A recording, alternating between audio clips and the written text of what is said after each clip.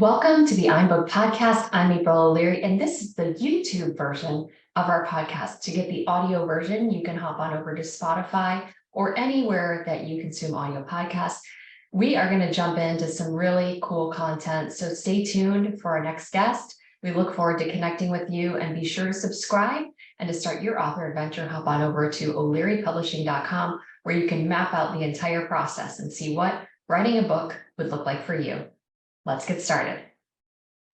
I am April O'Leary, and I'm so excited that you're joining us today for another episode on the I'm Booked podcast. Today, I'm excited to share with you that we have the amazing Reverend, who I don't usually use her title, but Diane Scribner Clevenger, who is not only a good friend of mine now through this process of publishing her book, Pray Attention, Sacred Meditations with Audio, but she's also an ordained Unity minister and the founder of Pray Attention Ministries, which we'll talk about. So welcome, Diane. Glad to have you today.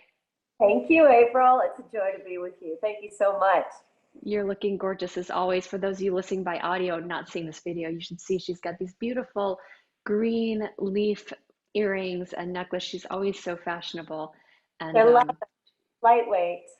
They're very nice. So we're here to talk about books and writing and authorship and having a vision and helping others through your work.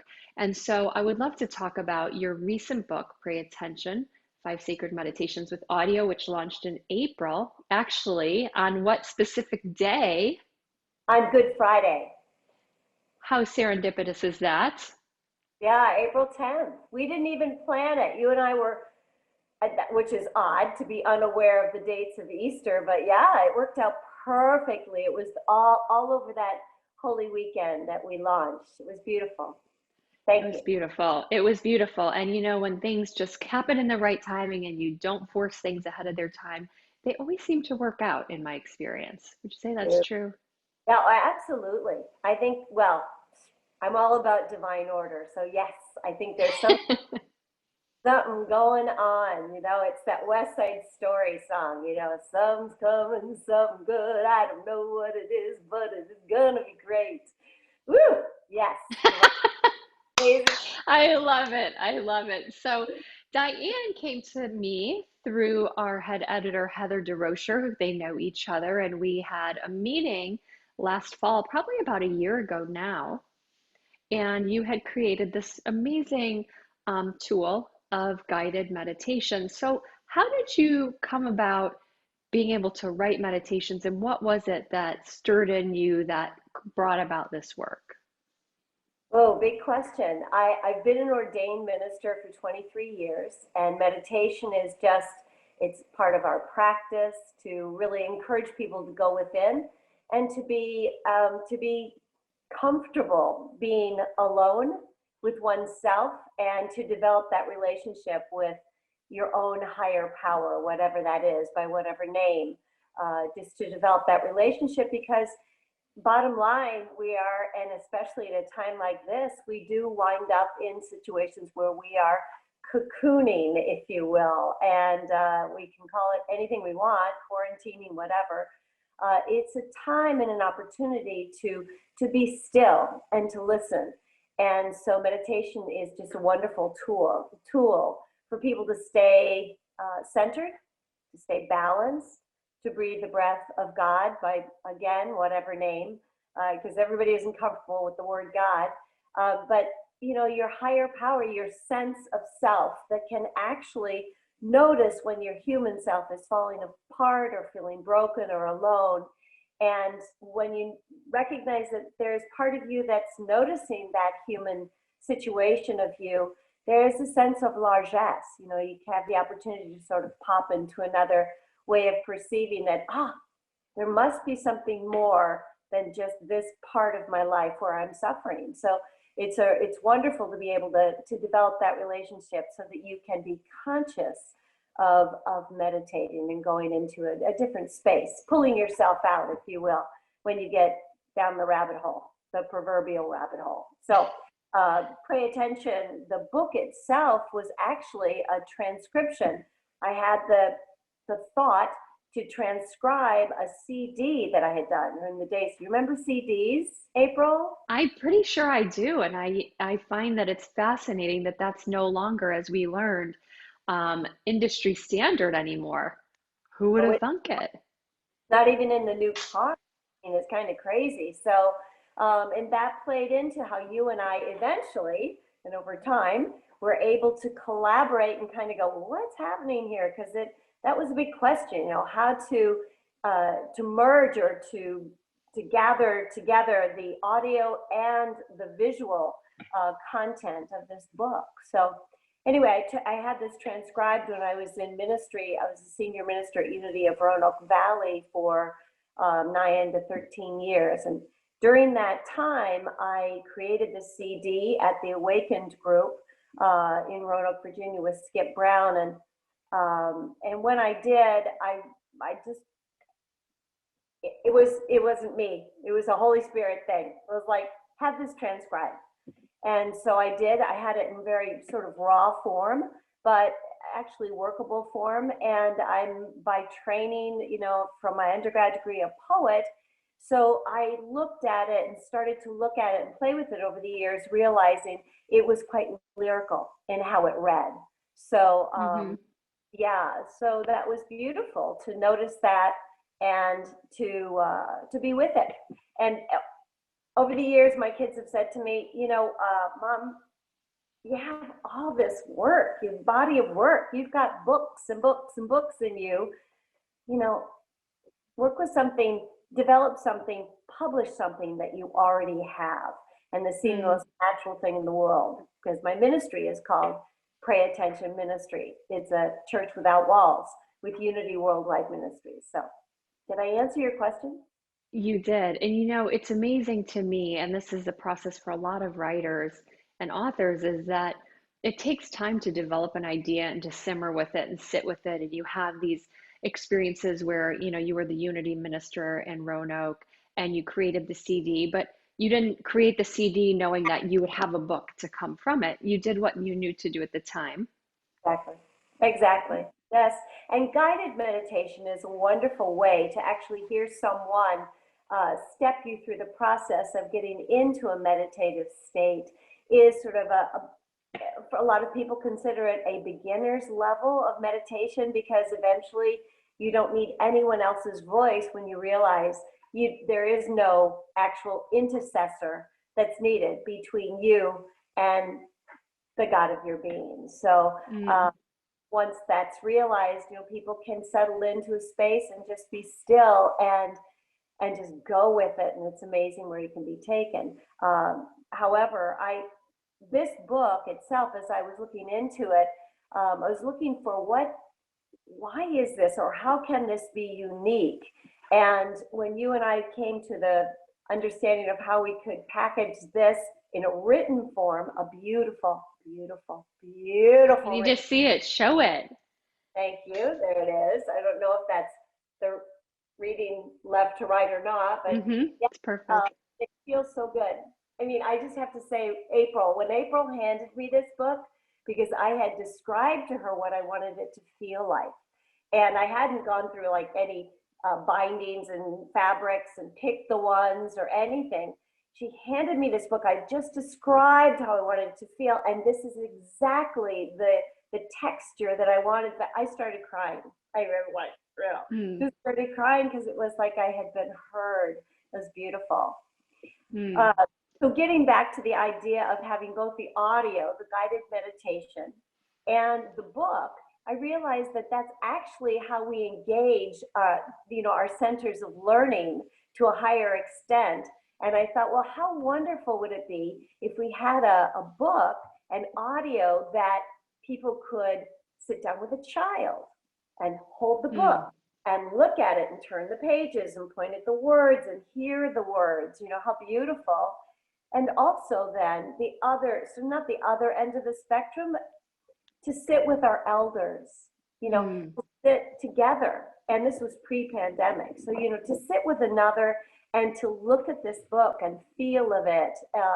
And then, of course, it was your idea to create the open pages where they can write ideas of what the reader wants to to pay attention to, and doodle or color or whatever. So it really became a multi-dimensional project as we went along. So thank you.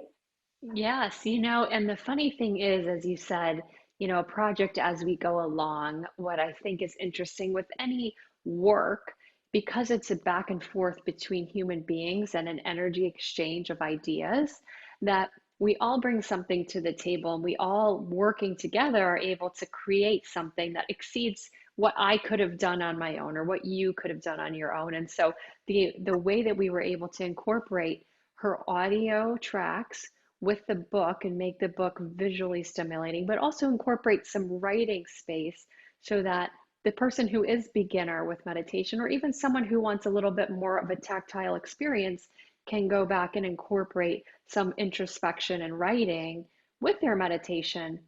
Because a lot of times those of us who do participate in a meditation practice, you'll have sort of ideas and thoughts after you're done, and it's nice to have a spot to jot them down. And so it just became this beautiful project that post-pandemic, when people can reassemble in person, will become a great tool.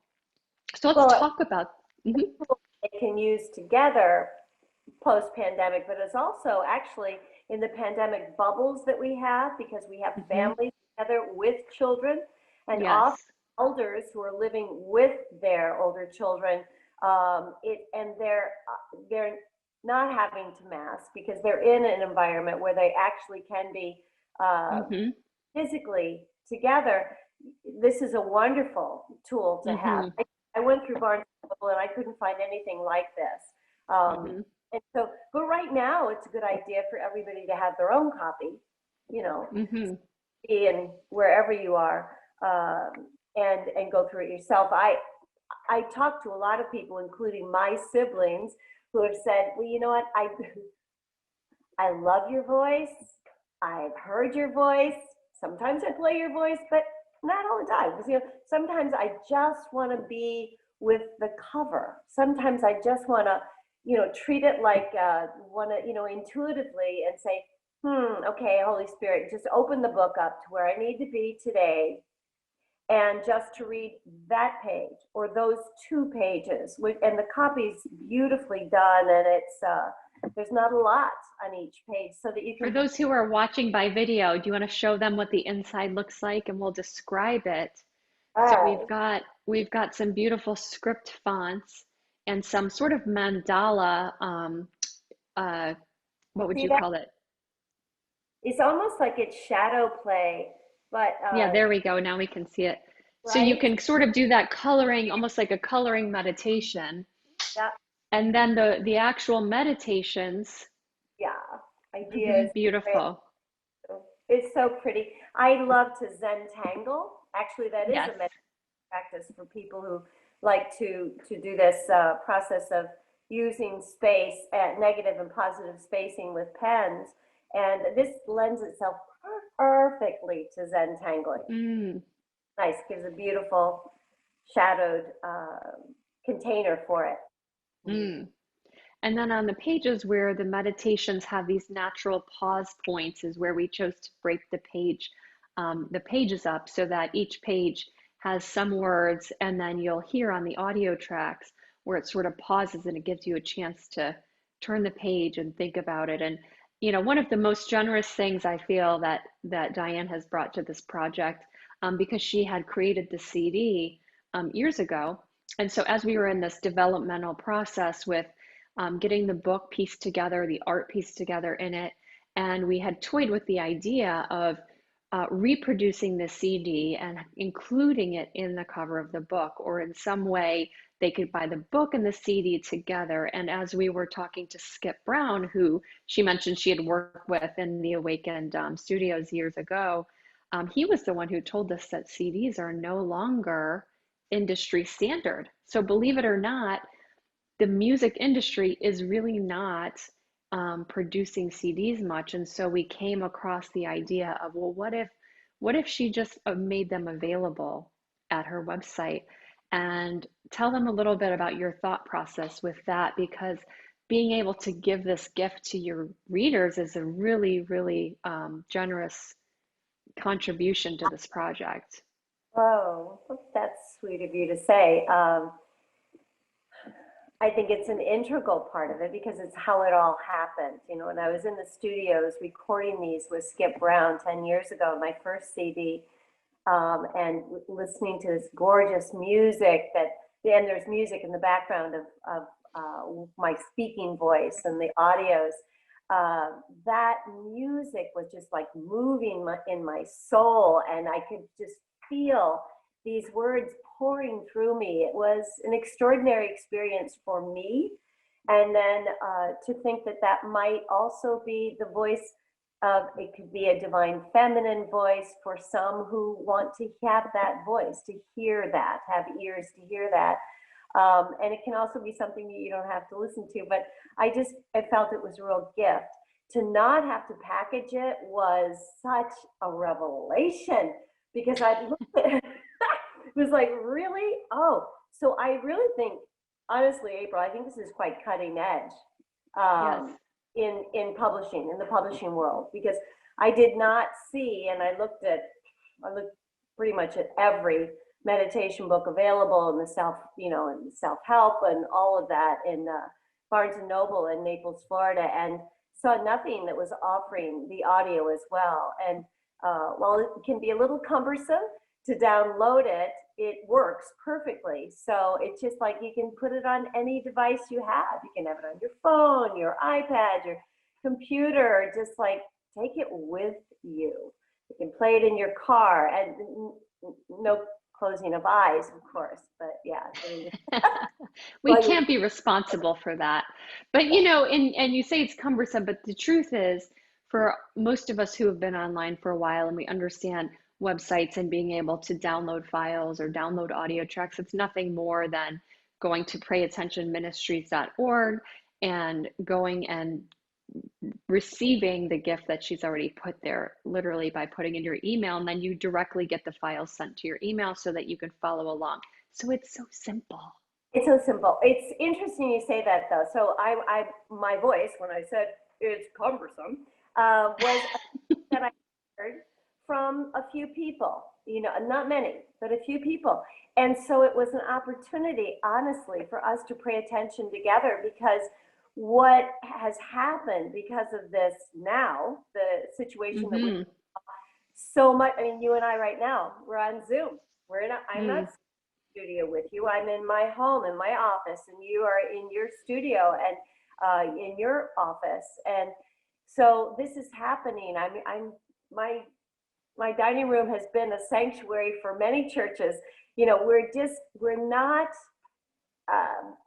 any longer just single local entities. We're realizing that really you and I, even though we have the one physical body, we are having an impact on everyone everywhere. And that quantum awareness that's huge, and it is real. It's what's taking place now. So for those people who felt as if it was difficult, we were able to work through it together, right? And you helped many times. It was just a few times. It wouldn't happen a lot. But when it did, we were able to move through that. And what those people gained, because it was a big thank you and a lot of gratitude, was the knowledge and the wisdom. And now they think it's easy. It's like, you think, oh no, I don't know how to do this. But when you have people, and that's what we're here for, is to help each other. And April, that is exactly what you did as a publisher for me. You were talking earlier, it's that collaboration. And it's wonderful to be with people like yourself who recognize that we do have gifts, that we all are gifted. Every one of us, no matter where we live, what culture we're in, what language we speak, what our background is, we are all gifted. And we are here to help facilitate a more and more comfortable, loving, kind, compassionate life with each other. So yeah. And amen to that. Right?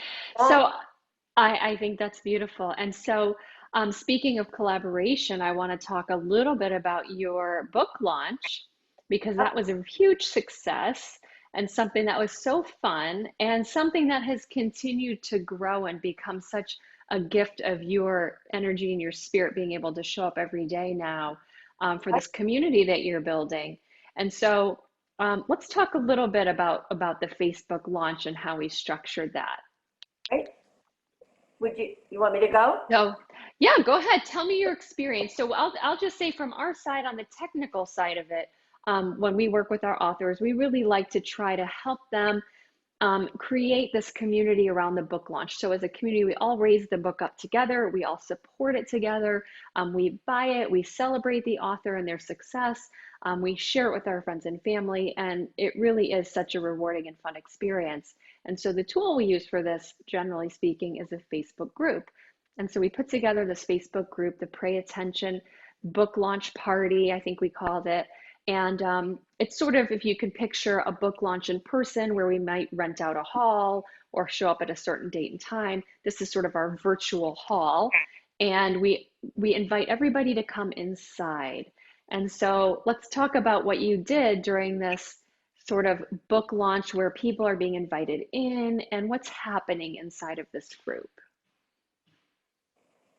I'm just going to preface this by saying that I had fresh staples in my head the weekend prior to the book launch.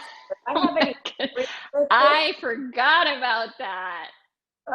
I thought that would go boom on Saturday, the day before Palm Sunday. So by the book launch on that next Friday, I felt like I was cooking on all cylinders. I don't know, April.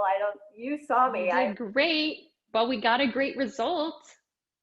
I was moving through it, but I know that people were very excited. You got it out. I mean, as far as I'm concerned, you got it out on all the social media, because I don't remember doing a lot of work around this, but I do remember you coaching me as to where to be and what to do. And you asked me at one point, what time would you like to do this? What time do you want to go live on Facebook to get people together? And I had, it was one of those moments when I was in no thought. Yeah, I was in no thought. I was in the gap between thoughts, as the Buddhists call it, And I just said 11:11, 1:1:1:1. I didn't think at all about what that was. Any more than I did about launching on Good Friday. Just it was the time. It was like, 1:1:1:1. And people really caught on to that. A lot of people love angel numbers. They love the Zen practice of the trinity of numbers showing up on a digital clock, 111, 222, 333. When you just use that as a minute to be still, or perhaps to stretch, or to balance, or to think a loving thought, to just drop into that space at that moment. And 1:1:1:1 is just this beautiful number that is tied in very much in metaphysical terms with the angelic realm. Just being totally surrounded and like power on everywhere. That's the universal symbol, right? Just that, like that. So we said, okay, so we did the book launch then. You created this contest where people would register, and then they could be in the running to get a autographed signed edition of the book, and people loved it. It was like, wow, this is so fun. And this just the participatory thrill of doing that, honestly, and the timing on it, because of course, when we planned a lot of this before we ever knew about what was happening, what was coming down the pike for our global community. So it was something to really get people's attention and to focus on. It was lovely. And it brought a sense of community, a sense of virtual community, which was really preemptive and important in April. But when in March, we had just started to kind of go, well, I'm going to be here, by myself, my family. So to have a sense of, extended family, I think that's what was going on. And you created it. You created a lot of hoopla around this. It Well, was great. you were a willing accomplice, so I that's was good because Diana has, as you can tell, a great presence and she was eager to learn and a quick learner. And so when she came out with this 11:11, we were like game on. And so on. every day she made a commitment to going live on Facebook inside of this private group at 11:11. So the people who were really part of this community had something to look forward to every day. They had something to invite their friends to every day. And then when launch day came, we were able to send that book up to #1 in the dementia category, actually, which is amazing because we had talked about really part of the vision of this book being something that, as you mentioned earlier in this interview, younger people could help maybe older adults who may be having some struggles with their memories or having that anxiety and need to really be present. He And so it would, was a real gift. Yes. to be able to see words, word recognition, to hear. It engages so many aspects for elders, and it is, yeah, that's really wonderful. So, yeah, So then we were able to launch this contest. It was exciting. People got to win some autographed books. And then after the fact, we chose to transform this group into not just a book launch group, but into a growing community. And Diane was saying just right before this interview started that it's almost up to 1,000 members now, which is amazing. She's still going live every day at 11:11. And you can search for her group on Facebook if you type in the words pray attention, right? right, Diane, yep, 11:11. Pray And it, attention with, the thing is, it's there all the time, April. I mean, I love that because I talk with friends who will say, 11:11 doesn't really work for me. Of course, it's Eastern Standard Time, 11:11, yeah, right?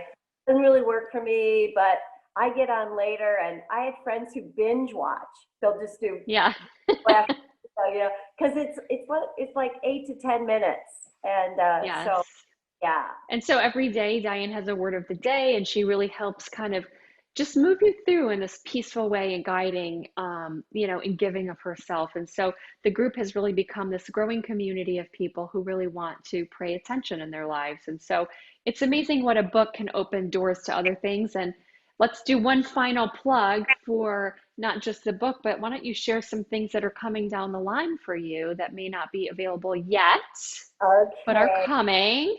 Great. Yes. I was invited to be on the faculty of ELI, which is the Institute for Leadership and Lifelong Learning International. It's an online learning school based in St. Petersburg, but it has faculty all over.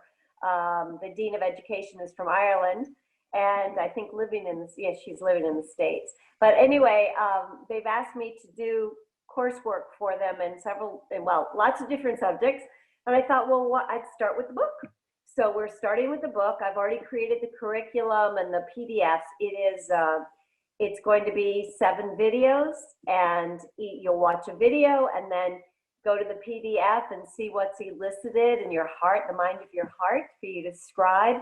And I understand that this will be an ordaining institute as well eventually. So those who want to take that course, and if they need to take it for their ministerial practice, they'll be studying praying attention as meditative practice. So yeah, I'm really excited about the course.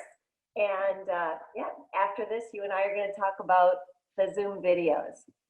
Yes. So, that's the cool thing to me about working collaboratively on a team. And it's the cool thing about becoming an author is that I always say books are seeds and books can open doors. And when we honor the book that's inside of us, and we put it out into the world as the seed that can germinate in a lot of different ways, we never know where the sprouting is going to happen and what opportunities are going to come up. And so for Diane, it's become this opportunity to work with this institute and create courses and help more people. It created a community where she's able to go live every day. It's created just so many good ripple effects. And so, and for you personally, you've gotten to learn a lot of new things too.